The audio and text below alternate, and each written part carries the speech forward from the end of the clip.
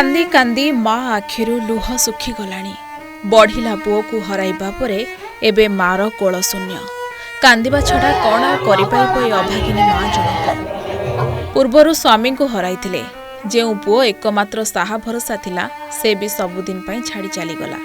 गंजाम जिला खलिकोटर ए दृश्य देखिले आपणक अंतर भी कांदी उठिब। विद्युत आघात लगी जड़े 20 वर्षीय युवकंकर अकाल मृत्यु घटी। मृतक हेउछंती खोजापल्ली तलसाहीर स्वर्गत हर्ष पांडी एकमात्र पुओ दीपक पांडी।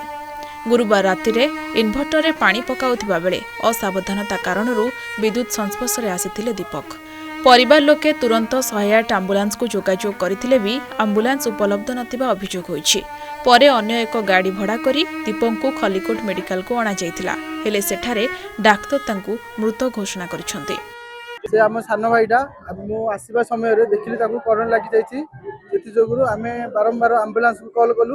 एम्बुलेंस वाला कहले जे एबे अवेलेबल नाही किमा आमे सेति जोगुरु हमर पर्सनल गाड़ी किमा आमे भड़ा करी कार धरि आसिलु।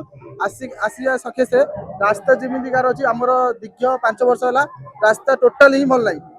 जे भी जिबे आपण 10 मिनिट रास्ता बदल आसीबा बदल रे मैक्सिमम आपण आधा घंटा 40 मिनिट लागुछि। सेही मतलब सेही लेट जोगुरु आम से सान भाईटा अत्यंत लेट हो गला से आम मेडिकल पहुंची पालुनु से लेट आसवा जो आम सान भाईटा डेथ हो गला। अपरपक्षरे एही अभावनीय मृत्यु पई ग्राम्य उन्नयन विभाग और खराब रास्ता को दायी करिसेंती ग्रामवासी। खोजापल्लीरू कैलासी जाइतिबा रास्ता संपूर्ण खालखमारे भर्ती तेणु दीपक को मेडिकल आनिबा पई दीर्घ 40 मिनिट समय लागिथिला। चिकित्सा विलंब जोगु दीपक मृत्यु होइतिबा परिवार और ग्रामवासी अभियोग करिसेंती।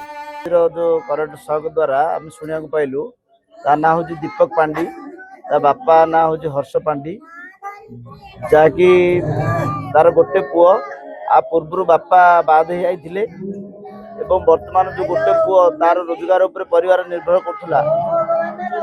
आज मार कोल शून्य हो गला बड़ दुखद घटना। आमे जतल शुणा पाइलु जे पिलाटा को करंट शॉक हो गला से माने गाँव जो माने थिले से समय रे से माने बहुत चेष्टा करछन्ती एम्बुलेंस को डाकी जंदी किंतु एम्बुलेंस यथा समय एम्बुलेंस पहुंची पाला नाही।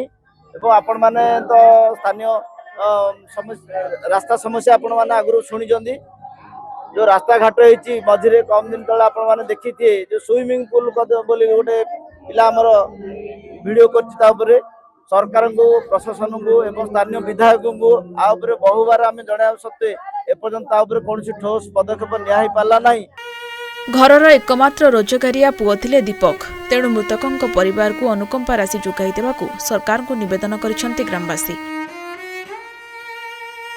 खलिकोटरू सिल्लु विश्वालଙ୍କ रिपोर्ट ओडिशा रिपोर्टर।